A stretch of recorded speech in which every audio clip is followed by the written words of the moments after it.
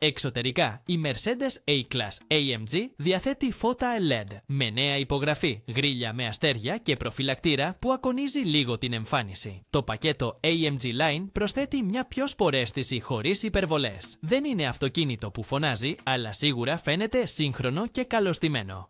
Μέσα, το περιβάλλον συνεχίζει να είναι ένα από τα δυνατά του σημεία. Έχεις 2 οθόνες καλά ενσωματωμένες, ένα νέο τιμόνι με καλύτερη αίσθηση και μια θέση οδήγησης που σε προσκαλεί να κάνεις χιλιόμετρα. Τα μπροστινά καθίσματα, με ηλεκτρική ρύθμιση και θέρμανση ανάλογα με την έκδοση, προσφέρουν την απαραίτητη στήριξη χωρίς να κουράζουν και ο περιβάλλον φωτισμός μαζί με την πανοραμική οροφή, αν την εγκαταστήσεις, κάνουν το εσωτερικό πιο ευχάριστο το σούρουπο. Η συνδεσιμότητα είναι σύγχρονη. USB τύπου C και ασύρματη φόρτιση. Και το σύστημα MBUX ανταποκρίνεται καλύτερα από πριν, με πλοήγηση επαυξημένης πραγματικότητας που καθοδηγεί πραγματικά σε δύσκολες διασταυρώσεις. Ωστόσο, έχουν χαθεί φυσικές συντομεύσεις στην κονσόλα και η εξάρτηση από την οθόνη αφής για τα πάντα δεν είναι πάντα το πιο άνετο κατά την οδήγηση. Πίσω, 2 ενήλικες κάθονται άνετα για κανονικές διαδρομές, αλλά μην περιμένεις τον χώρο ενός πολυμορφικού. Η κεντρική θέση είναι πιο σκληρή και το τούνελ ενοχλεί. Ο χώρος αποσκευών είναι κατάλληλος για ένα Σαββατοκύριακο χωρίς ακροβατικά. Στο υβριδικό plug-in μειώνεται ο χώρος, οπότε είναι καλό να δοκιμάσεις με τις αποσκευές σου.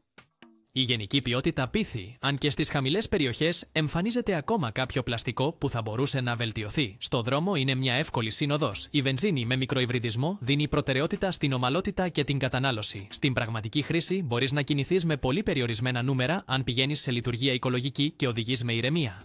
Δεν είναι αυτοκίνητο για να αναζητάς χρόνους. Το αυτόματο κυβότιο είναι σχεδιασμένο για ομαλή οδήγηση, όχι για αστραπιαίες αντιδράσεις. Το σασί της AMG Line χαμηλώνει λίγο το αμάξωμα και του δίνει σταθερότητα χωρίς να γίνεται σκληρό. Αλλά πρόσεχε με τα ψηλά σαμαράκια.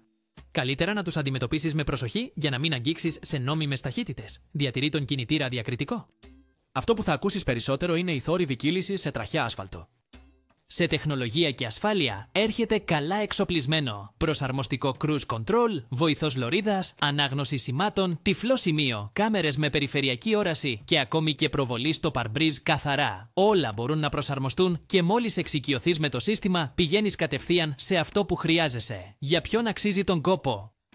Για όποιον θέλει ένα ισορροπημένο premium compact με εικόνα, καλή αντιληπτή ποιότητα και πολύ λογική κατανάλωση στην καθημερινότητα. Αν εκτιμάς την άνεση, την τεχνολογία και μια αθλητική πινελιά στην αισθητική περισσότερο από τις καθαρές επιδόσεις, το A180 AMG Line ταιριάζει πολύ καλά.